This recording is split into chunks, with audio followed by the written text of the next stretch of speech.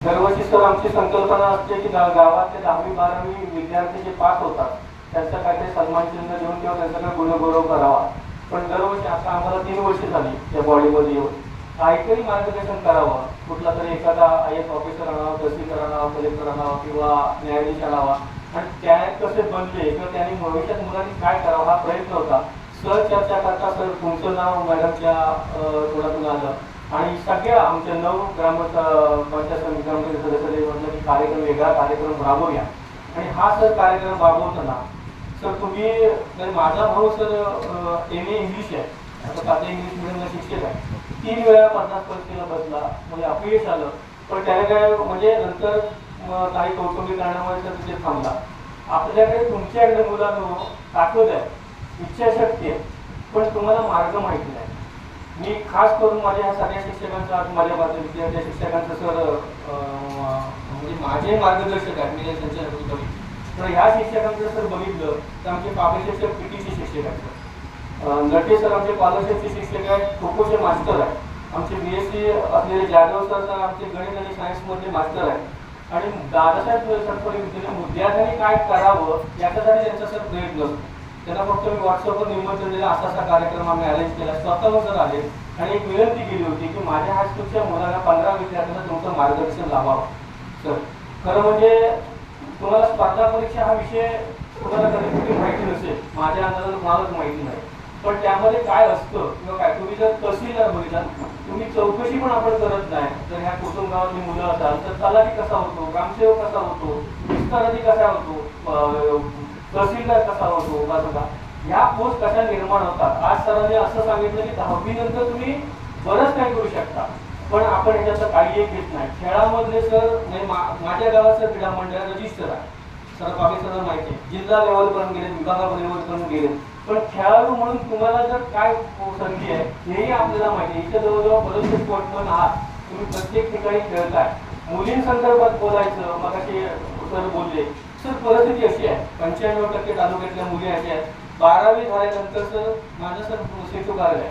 माझ्याकडे BCom झालेली मुलगी 4,500 रुपये पगार देतो ऑपरेटर म्हणून. मला सांगा तुम्ही काय करताय, 12वी झाल्यानंतर तुमची दिशाच कोणती, याला जबाबदार आम्ही पालक पण. माझे आई वडील शिक्षक नाही, सुशिक्षित नाही, माझ्या आई वडिलांना जर माहिती नाही. आता हा थॉट जर आपण बाजूला ठेवूया, पालक आमचे सुशिक्षित नाही, पालकांना काय माहिती नाही. पण रेडकर सरांसारखे जर शिक्षक किंवा तुम्हाला संपर्कात येणारी व्यक्ती जर असेल, आज मी तुम्हाला सांगेन 12वी आणि 10वी नंतर तुमचं उज्ज्वल भविष्याचं आजपासून सुरुवात झाली.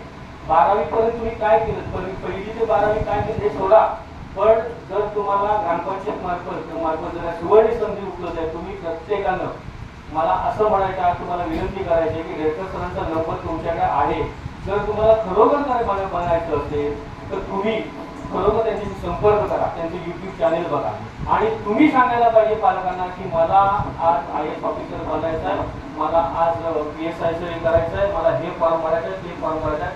पालक जर नाही म्हणाले, मला सांगा की तुम्हाला ह्या स्पर्धा परीक्षेमध्ये तुला बसता येणार नाही, तुला एवढा खर्च आहे, त्याच्यासाठी जबाबदारी ग्रामपंचायत मार्फत आणि माझ्या मार्फत मी तुमची घेईन की तुम्हाला रेडकर सरांचं मार्गदर्शन आणि तुम्हाला लागेल ती मदत.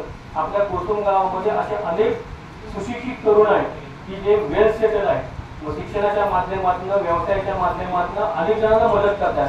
माझी पूर्वीपासून तुझी शिक्षण संस्था सर गरिबातनं स्थापन झालेली शिक्षण संस्था, आज 900 मुलं सर आहेत. याच्या श्रेय शिक्षण संस्थेला आम्ही देत नाही, त्याचं सगळं शिक्षण आमच्या शिक्षकांना देतो सर.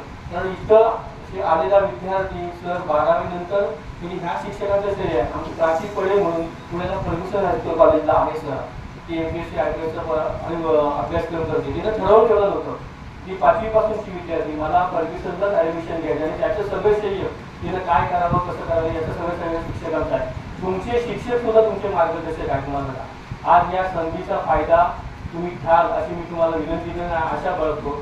सर बऱ्याचशा गोष्टी आम्हाला माहिती नव्हत्या, तुमच्या व्याख्यानामार्फत थोडंसं पहिल्यांदा ऐकल्यानंतर मला वाटतं सरांचं स्पष्ट वृत्तीपणा आम्हाला वाटतं मुलांना किंवा आम्हाला पचेल असं थोडीशी भीती वाटली होती, पचेल की न पचेल, पण हे गरजेचं आहे. जो फॅक्ट सांगतो, खरं बोलतो, स्पष्ट बोलतो, तो आयुष्यात निश्चितपणे सक्सेस होतो, हे लक्षात ठेवा.